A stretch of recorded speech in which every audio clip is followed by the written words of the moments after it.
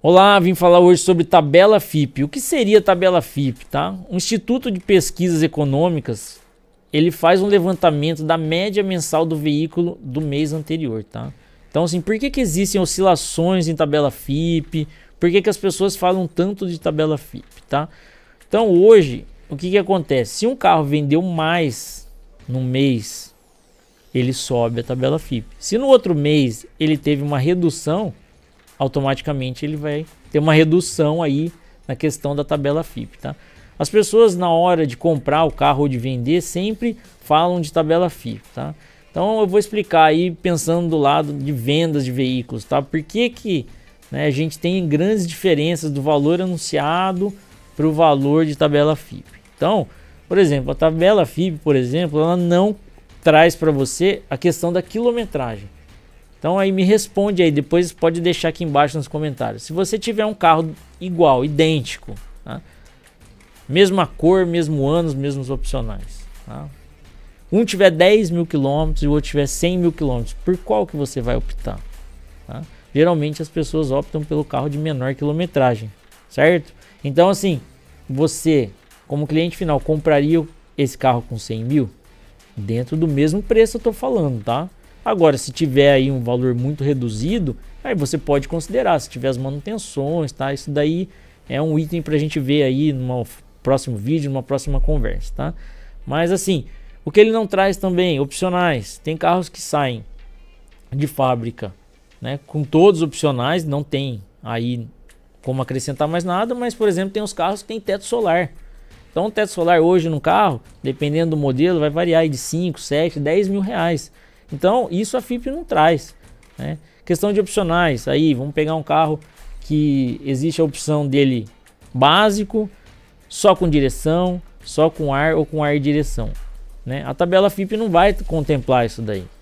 Outra coisa que a tabela FIPE não contempla, né? Que eles não veem isso, né? Porque é uma pesquisa de mercado, né?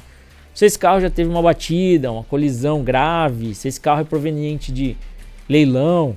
Então assim, não tem como a gente saber ao certo, né, o que a tabela FIPE está avaliando, né? É uma média mesmo de mercado. Então, o que isso acontece dentro do mercado? Ele acaba atrapalhando o mercado de carro. Porque as pessoas, né, que não conhecem aí, que não tem, né, o envolvimento nesse mercado, vão trazer para você a tabela FIPE na hora de uma negociação.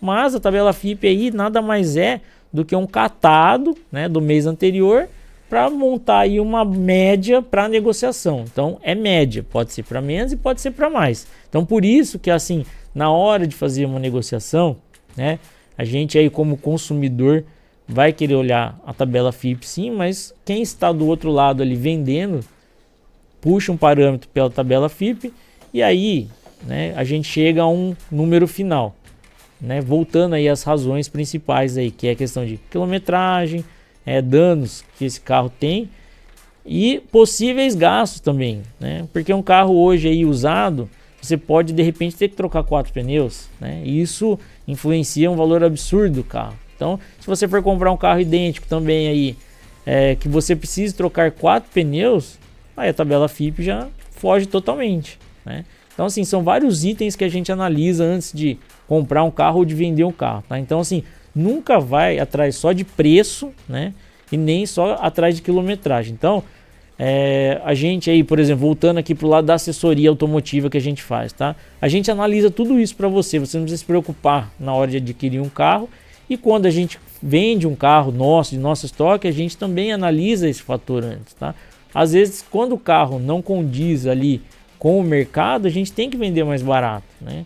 Se o carro é um carro acima da média de mercado, por exemplo, um carro com baixa quilometragem, único dono, carro com revisões no concessionário, com todos os opcionais, aquele carro que você só vai entrar no carro e transferir para o seu nome, mais nada.